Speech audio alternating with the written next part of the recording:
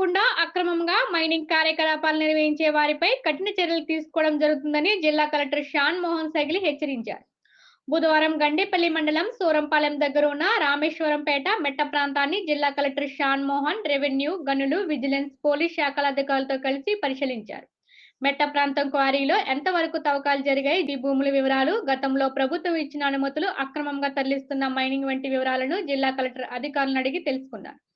ఈ సందర్భంగా జిల్లా కలెక్టర్ షాన్ మోహన్ మాట్లాడుతూ జిల్లాలో గండేపల్లి, ప్రత్తిపాడు, రౌతులపూడి మండలాల్లో అనుమతులున్న క్వారీలతో పాటు అనుమతులు లేని క్వారీల్లో కూడా అక్రమ మైనింగ్ తవ్వకాలు జరుగుతున్నట్లు తమ దృష్టికి వచ్చిందని. గండేపల్లి మండలంలో తర్వాత ప్రత్తిపాడు, రౌతులపూడి, సో ఈ మండలాల్లో ట్రావెల్ డిపాజిట్ చోట పర్మిట్లు ఉన్న క్వారీల్లో నుంచి ప్లస్ పర్మిట్ లేకుండా ఇల్లీగల్గా కూడా కొంత మూమెంట్ జరుగుతుందని చెప్పి మా దృష్టికి తీసుకురావడం జరిగింది.